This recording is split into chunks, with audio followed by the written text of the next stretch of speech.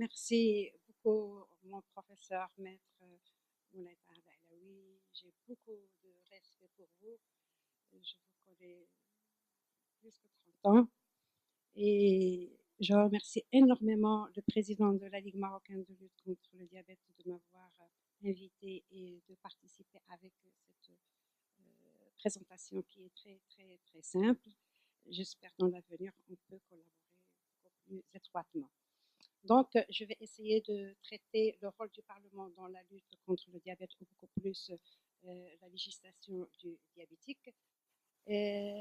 Comme tout le monde a dit, et on a toujours entendu, et tout le monde est d'accord au Maroc, dans le monde, que le diabète est un problème de santé publique pour triple raison. D'abord, pour sa prévalence, comme ça a été noté dans une récente étude qui a montré à peu près 10% de prévalence au Maroc. En chiffre absolu, c'est 2 millions de diabétiques, avec 50% qui ne savent même pas qu'ils sont diabétiques.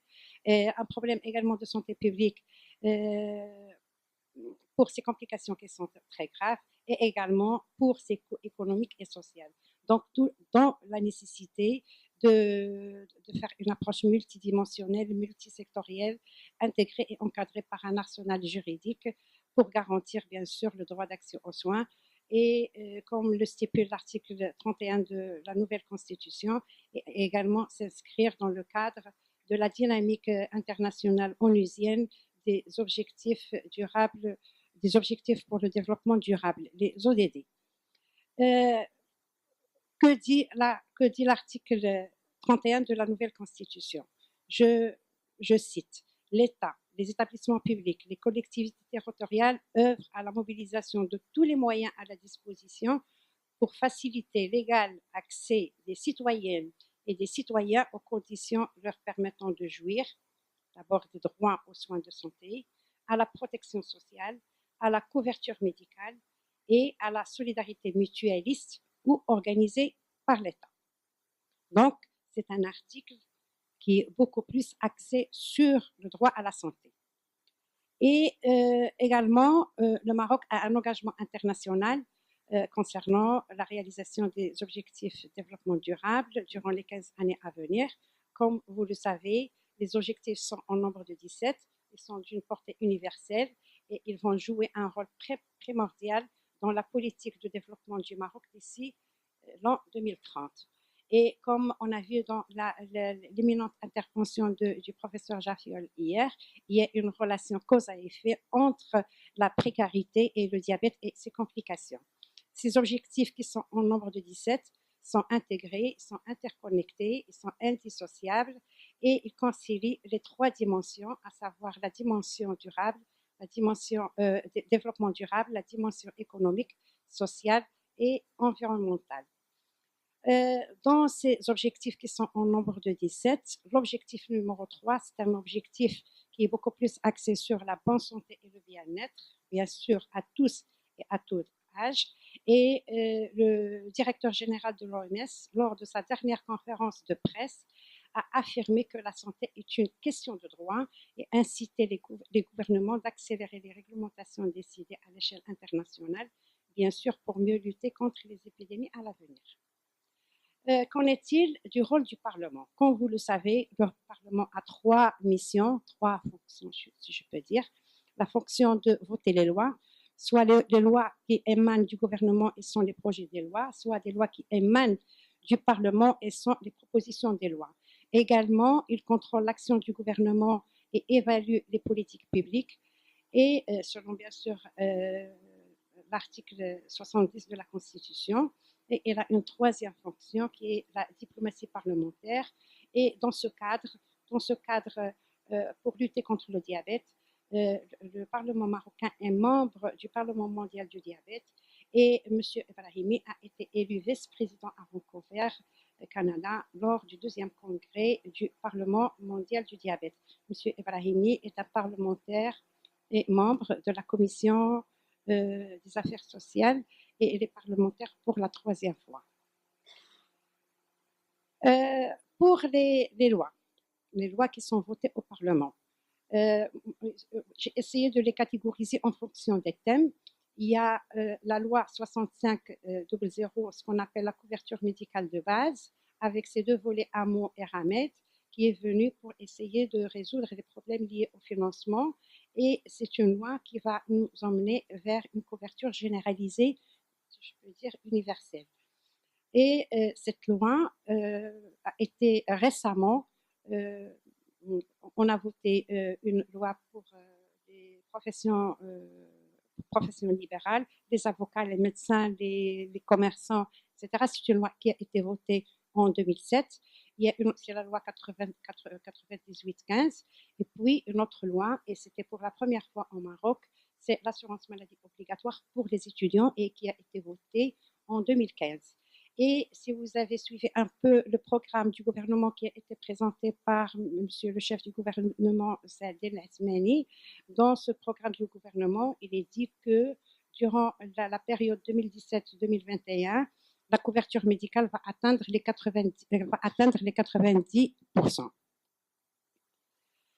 Un autre type de loi, la loi cadre 3409, beaucoup plus pour qui encadre l'organisation de l'offre de soins. C'est une loi qui va permettre la planification de l'offre de soins et l'accompagnement des priorités nationales. Elle prévoit l'équité dans la répartition des ressources, l'égalité d'accès aux soins et services, la solidarité et responsabilisation de la population, complémentarité intersectorielle et approche genre en matière de services de santé. Comme vous voyez, c'est une loi 3409, le chiffre 09 indique l'année où la loi a été votée, et le volet droit est très présent dans cette loi. Et cette loi, moi, depuis que j'ai intégré le ministère de la Santé, j'ai toujours entendu, c'est la loi qui va organiser l'offre de soins, la carte sanitaire, et Moulay Tahar Alaoui, je crois, il a travaillé beaucoup dans cette loi. C'est une loi qui a demandé plus d'une vingtaine d'années pour être votée. Cette loi également, il porte sur les domaines de prévention des risques menaçant la santé, sur la promotion des modes de vie sains, ainsi que les prestations de soins préventifs, curatifs, palliatifs et de réhabilitation. Cependant, il y a beaucoup de textes d'application qui n'ont pas encore vu les jours, et il est recommandé d'accélérer les textes d'application et également d'actualiser les différents textes d'application et la loi elle-même pour l'harmoniser avec l'article 31 de la Constitution. C'est un article qui est beaucoup axé sur les droits d'accès aux soins. Un autre type de texte, mais également qui ont un impact sur la santé de façon générale et sur la santé des diabétiques en particulier, c'est les textes qui encadrent le rôle des collectivités locales, à savoir les lois organiques 111-14, 112-14 et 113-14. Ce sont des lois qui ont été votées, déposées au Parlement en 2014 et votées en 2015. C'est les lois des collectivités territoriales, et il y a des articles qui incitent obligatoirement les collectivités territoriales de prendre en charge la santé des citoyens de façon générale et des diabétiques en particulier. Il y a certaines collectivités qui s'occupent comme il faut des diabétiques, achètent l'insuline, les antidiabétiques oraux, etc. Il y a d'autres textes de loi qui en faveur de la sécurité sanitaire des produits alimentaires, à savoir la loi 3108 édictant des mesures de protection du consommateur et qui incite les producteurs à mettre le prix, l'étiquetage et les conditions de vente. Une autre loi, le 2807, qui est réservée, c'est-à-dire l'information pour les consommateurs. Et puis, je passe ici directement, parce que je vois le temps qui presse, une loi qui a été votée récemment, c'est la loi 4313, mais qui a été votée en 2015. C'est la loi relative à l'exercice des professions infirmières. Et ici, je salue et je félicite la Ligue marocaine de lutte contre le diabète, qui a fait un fort plaidoyer. D'abord, qui a fait un appel à Marrakech lors du colloque international qui a eu lieu du 29 au 30 mai. Et c'est le colloque où il y a eu une lettre royale. il a attiré le législateur sur la nécessité de créer une nouvelle catégorie professionnelle, infirmier ou infirmière, de diabétologie, au moins de maladies chroniques. Et, Monsieur le Président, et bien sûr, avec l'appui de moi, c'est le pilier droit, Monsieur Abdelrahim Foukahi, ils sont venus nous voir à la Commission des affaires sociales au Parlement et ils ont fait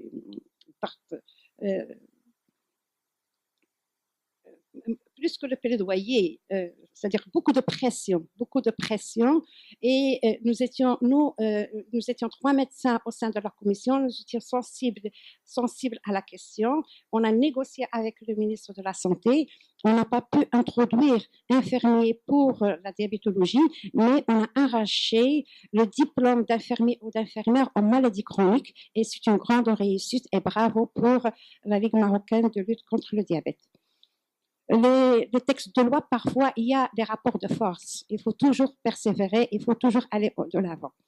Il y a d'autres types de lois, mais qui rentrent dans l'encadrement législatif de la vie quotidienne du diabétique, à savoir l'exonération du ticket modérateur pour les affections longue durée, et le diabète est considéré comme affection longue durée.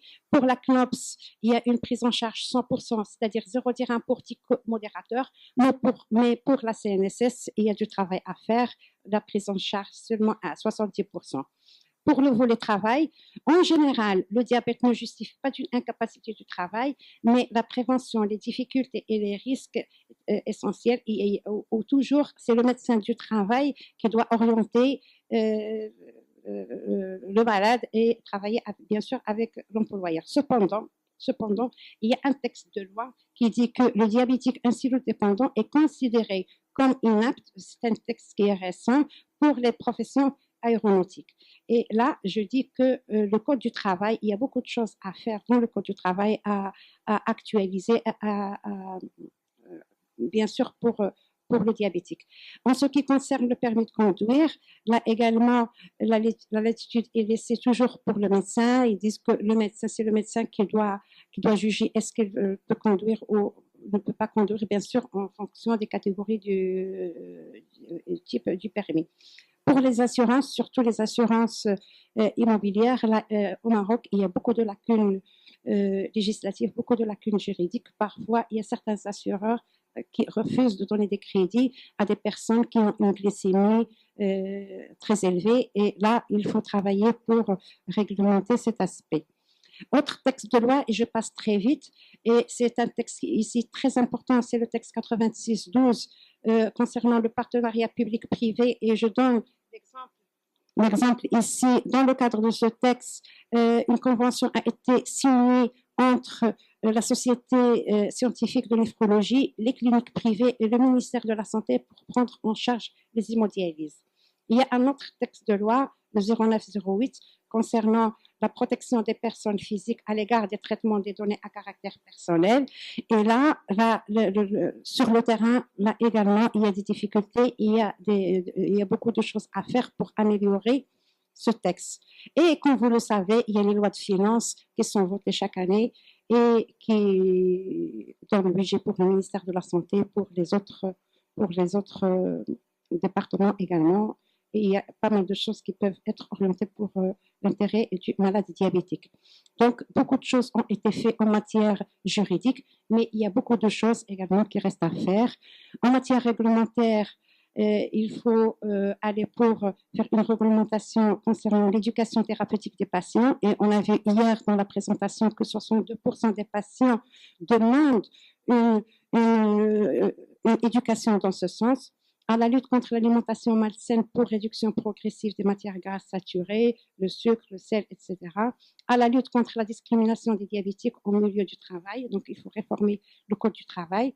Et également, l'actualisation de la réglementation. On travaille encore avec certains textes qui datent de 1916 concernant l'emploi des matières colorantes et des essences artificielles dans la denrée alimentaire. Un autre texte de loi qui a été voté par le Parlement, c'est le texte pour lutter contre le tabagisme, l'interdiction de fumer dans les endroits publics, mais les textes d'application jusqu'à ce jour n'ont pas vu le jour. Et on n'a pas encore ratifié la Convention internationale pour lutter contre le tabac. Et on est seulement 2 pays dans notre région qui n'ont pas ratifié, nous et un autre pays. Et je ne comprends pas pourquoi. Est-ce que c'est le lobby de l'industrie du tabac, les régies de tabac? Est-ce que c'est le ministère des Finances qui veut faire des recettes à travers des impôts et des risques? Donc, je ne comprends pas. Moi qui est parlementaire et qui fait de la politique.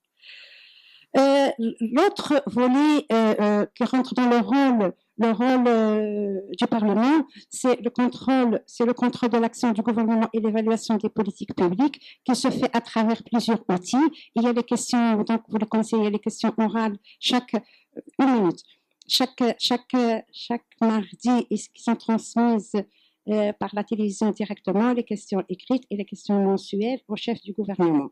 Il y a les commissions provisoires pour les missions de prospection, les commissions d'enquête et les commissions permanentes. Pour les commissions provisoires, il y a une commission qui a eu au Parlement, on ne nous laisse pas parler. Oui, mais parfois, on demande à l'audience s'ils veulent... Il y a 2 plaques qui restent. OK. D'accord.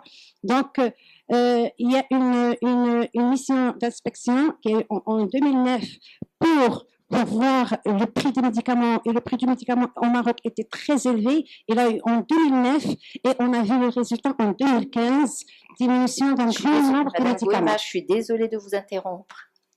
Alors, je voudrais juste dire à la salle que nous allons laisser la discussion à la fin des interventions.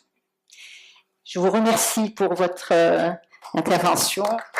Merci. Et je passe la parole au professeur Biadilla pour annoncer. Très bien. Permettez-moi à mon tour d'introduire le prochain orateur.